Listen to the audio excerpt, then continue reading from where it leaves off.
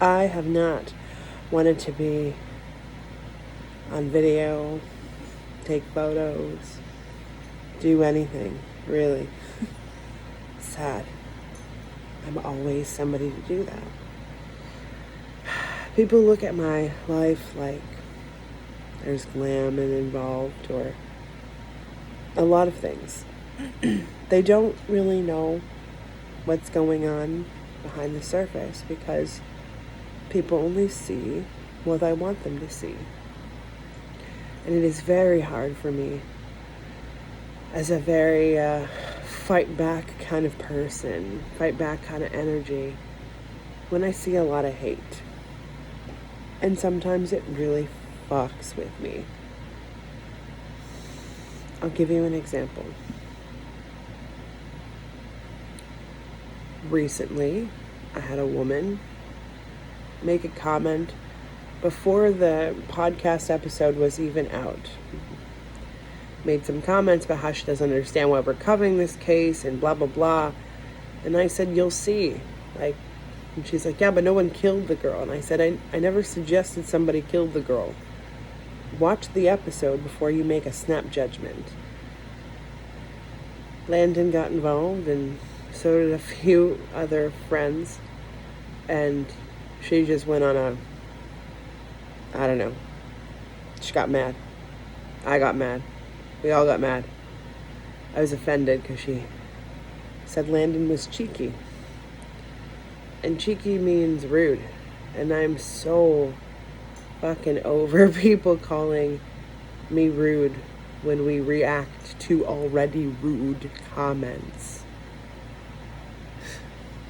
Anyway, I am going to stay out of the comment section. Regardless of how good the comments are or how bad the comments are, I'm going to stick to answering the Q&A and leaving the comment section alone because people are going to hate.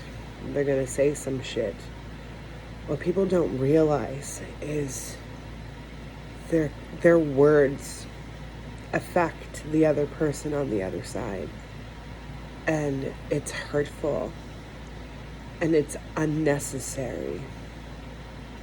Especially when I am just trying to make a living. I'm trying to make my life happen in a bigger way. There are so many hurt people out there and they project so much fucking hate. It's crazy. You know, I had another person also make a comment on my podcast, which I am so incredibly proud of, about how we sound like we're reading word for word details of cases. Now, we're not reading things word for word, but we certainly are talking about case-related details so that people who don't know about the cases, like I know that that's a hard concept for you, especially if somebody knows about the case. For example, Elisa Lam. I didn't know fuck all about that. Why? Because I don't really invest myself into that kind of stuff until it's been brought forward, because I don't have the fucking time. And I try to keep my downtime dealing with as little drama as possible. So I had never got the opportunity. And I'm sure there are people who listen to my podcast that also haven't had the opportunity. All I did with my podcast is simply promote the situation and then discuss what I feel and I see and what I'm being told took place. And everything in the world, TV, videos, movies, if there is a case-related issue, they always talk about the cases in depth before they go into their own whatever on it. So I'm not really sure why people have to make those kind of comments and hurtfuls. It really fucks with me. It fucks with me so bad that I want to run away from doing all of this. It makes the things that I feel to be important seem unimportant. It makes me feel like what I'm doing is irrelevant. And I know there are only 1 in 100 or 1 in 1,000 or whatever the case may be that come at me, but it's tough. And then in the same day as well, another comment, this time on my Facebook page, which was pretty safe until until yesterday, about how I shouldn't be charging people for God's work. That shit pisses me off, because I work just as fucking hard as people who have talents in other areas. But why is it my ability I don't deserve a paycheck at the end of the day for? I don't understand the logic there. I get that gifts are given for a reason. But I am doing so much work in this field that I would just sit there and just, be on welfare, I guess, and provide readings to people all day and all night. Like, I don't deserve some sort of compensation to allow me to continue to give you what you need. People have no idea where I'm at in my life, or where I live, or what is going on in the background. I live in a very, very little shitty shithole, and nothing works here, and we've had a lot of problems here, a lot, and people have no idea because I don't share that, and I don't want to share that because it's too much. You know, I don't want to burden people with my fucking problems. You know, I try my fucking hardest to give and give and give, and I'm not worth it in some people's eyes, and it fucks me up. Now, all of that comes from hate, and it's normal. The hate on the internet is very normal, but I think it's more affecting to me because I have always been bullied from the time I was in school, for being a little chubby, for having an accent, for being considered a child that has a learning disability. You know, like, I went through some shit. And my mom is not a nice person to me. She's a very nice person to my brothers, but not to me. And I don't have her in my life anymore either. Haven't for quite some time. But because my daughter is still involved in my mother's life, my mother says some really nasty things. Like, I have one kid, and I couldn't even imagine being so hateful towards my own child. And it all stems from there.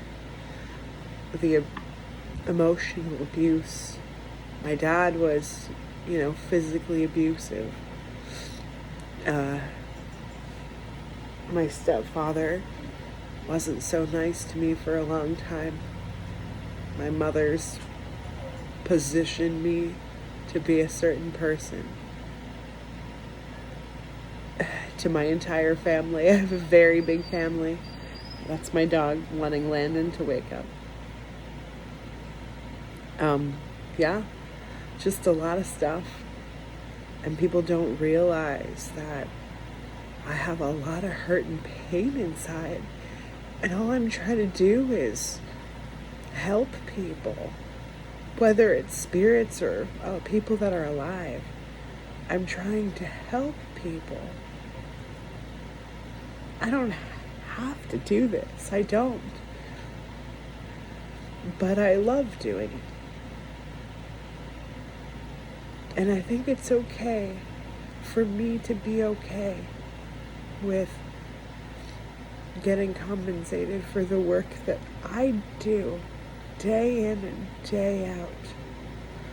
I wake up every single day. I start my readings, texting people, making sure they're following the rules. Do my video calls. When I'm done all that, I go right into my emails. And then I go right into my podcast. And I work a lot. For you. For all of you. For me too, of course, because I love it, but more so for people.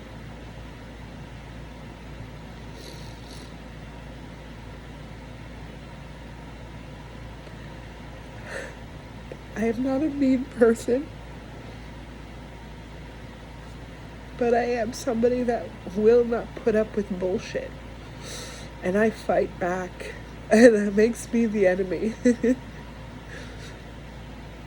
I hate TikTok. I used to love it. I hate it now. Lots of cruelty. And I get angry, and I say things too that I shouldn't, for sure. I do. But when it's happening, it's because I'm at my breaking point. I don't know how anybody deals with this stuff at all. I don't know how. It's my weakness, for sure.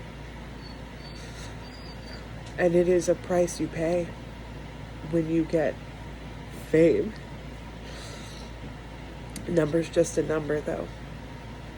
Nobody really gives a shit about me. Now, that's not completely true, but I'm talking about all of y'all. My husband cares about you, my kid cares about me, and a few of my friends care about me too. I don't talk to my friends about my issues because I've done that before and I'm done talking. I had a really bad mental health day yesterday.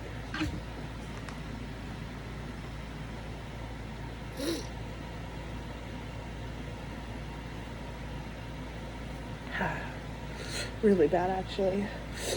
But I'm okay today. And I think I'll be okay. But I want people to understand, to think before they speak. It's not okay to just blurt out whatever the fuck is in here. It hurts people. And no, I'm not suicidal or anything like that. I don't want people to think that in any capacity.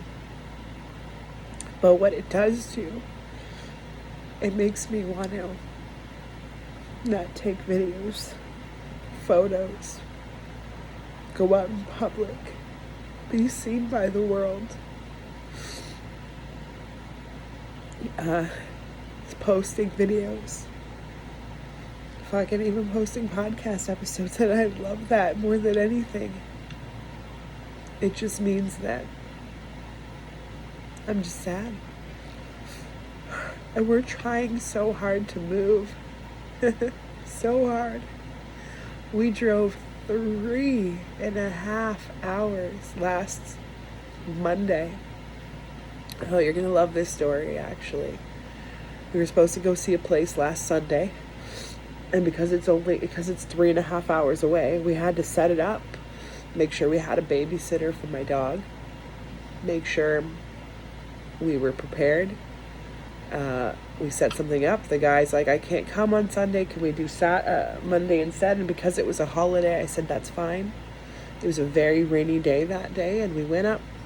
He goes, oh, you can come later than 2 o'clock. I said, I have to be back in my home by 8 o'clock. I agreed to come this day so we could see you at 2 o'clock. And he said, all right. We get there, and the dude's like, I won't be there until about 4 o'clock. I'm just leaving my house now. And I live 2 hours away, and I'm like, why would you do that? We waited until 4:30 in the pouring rain outside of this house, and the rain did not let up even once. I had to go pee. Of course, we got soaked and wet in the rain, and I got sick. I'm still sick from it, honestly. And the guy never showed. And that also really deterred me. Like, oh God, we need to move, and we're trying so hard. It's so hard, apparently, to get moving. And I'm so busy that the little amount of time I do have to look into places to move, it's tough. So guys, before you make snap judgments about me, hear me out. This is reality for me. Thanks for listening.